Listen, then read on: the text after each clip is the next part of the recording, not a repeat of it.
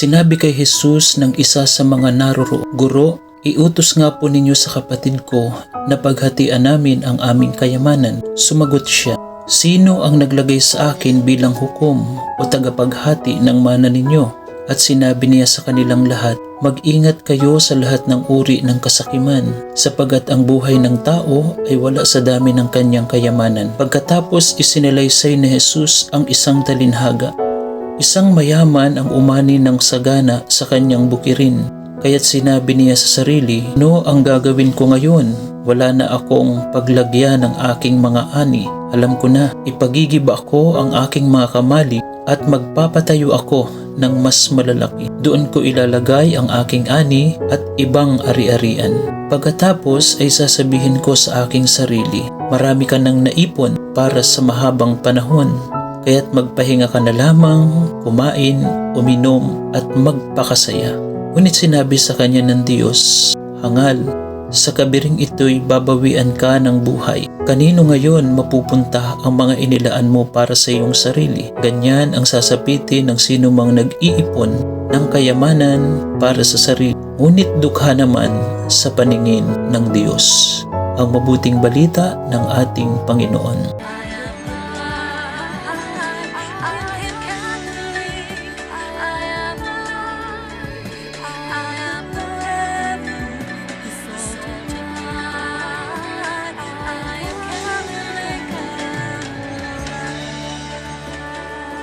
Bakit kailangan mong maging kontento sa buhay? Gaano nga ba ito kahalaga sa buhay ng tao?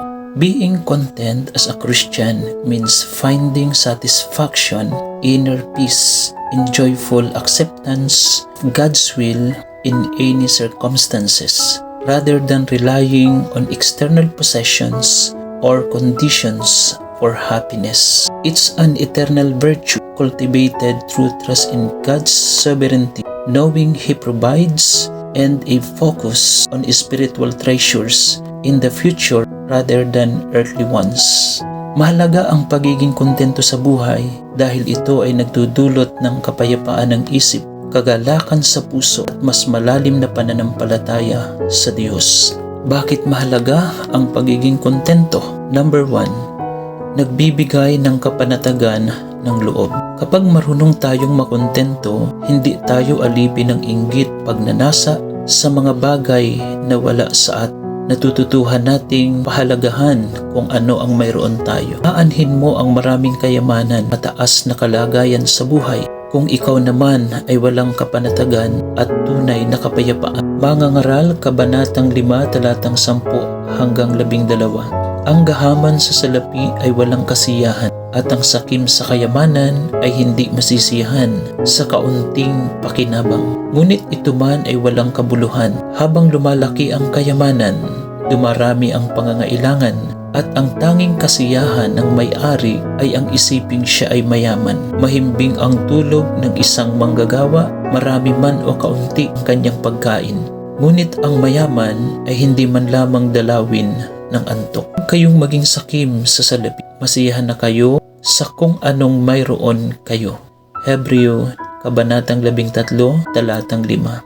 Ikalawa, ang pagiging kontento ay nagdudulot ng kaligayahan. Ang kasiyahan ay hindi nakukuha sa dami ng pag-aari, kundi sa pusong marunong magpasalamat. Ang taong kontento ay palaging masaya kahit maliit na bagay. True happiness is a deep lasting contentment, flourishing, found in relationship with God, not merely a temporary emotional feeling or absence of a hardship. It is found in obedience to God and forgiveness of sins through Christ, spiritual growth, healthy community, and experience of God's constant presence. Ang tunay na kaligayahan ay ang pagiging kontento sa buhay na nakaugat sa malalim na relasyon sa Diyos nating mapagmahal. Following and obeying God's law is a path of happiness. Third, ang pagiging kontento ay pinoprotektahan tayo laban sa kasalanan ng kasakiman. Ang kawalan ng kasiyahan ay maaring magtulak sa atin sa pagnanakaw, pagsisinungaling o pang-aabuso. upang makuha ang gusto. Ang kontento ay nagpapakita ng disiplina at kabanalan. Ang kasakiman ng isang tao ay kadalasang nagiging sanhi upang ito ay makagawa ng hindi mabuti sa kanyang kapwa. Hindi natin dapat tularan dahil ito ay nagpapakita ng kawalan ng pagmamahal sa kapwa at sa kanyang mga nasa paligid. At sinabi niya sa kanilang lahat, mag-ingat kayo sa lahat ng uri ng kasakiman sapagkat ang buhay ng tao ay wala sa dami ng kanyang kayamanan. Fourth, ang pagiging kontento ay palatandaan ng pagtitiwala sa Diyos. Kapag kontento tayo, ipinakikita natin na sapat na si Kristo sa ating buhay at naniniwala tayong ibibigay ng Diyos ang ating pangangailangan sa tamang oras. Pilipos, Kabanatang 4, talatang 10 hanggang 13. Labis akong nagagalak sa Panginoon sapagkat pagkaraan ng mahabang panahon, minsan pang ipinamalas ninyo ang inyong pagmamalasakit sa akin. Alam kong hindi ninyo ako nalilimutan. Wala nga lamang kayong pagkakataong ipamalas ito. Hindi ko sinasabi ito dahil kayo'y pinaghahanapan ko ng tulong. Natutuhan ko ng masiyahan, maging anuman ang aking alam ko kung paano maghikahos. Alam ko rin kung paano managana. Natutuhan ko na ang sikreto kung paano masiyahan sa anumang kalagayan sa buhay, ang mabusog o ang magutom, ang managana o ang maghirap.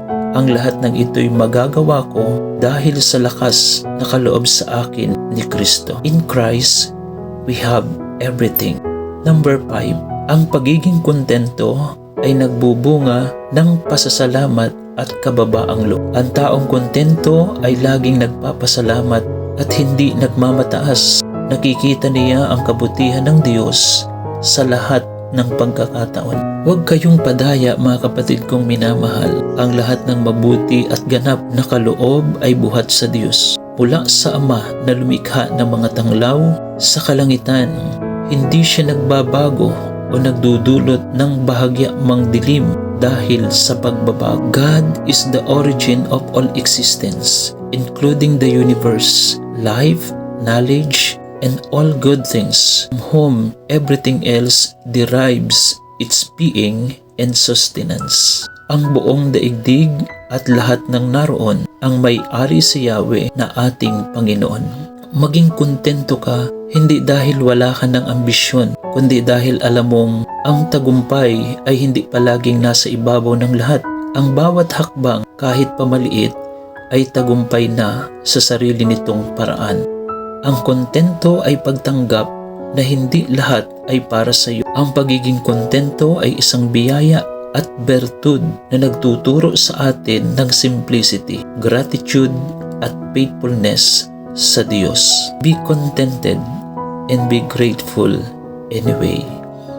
Maging kontento at maging mapagpasalamat sa anumang paraan.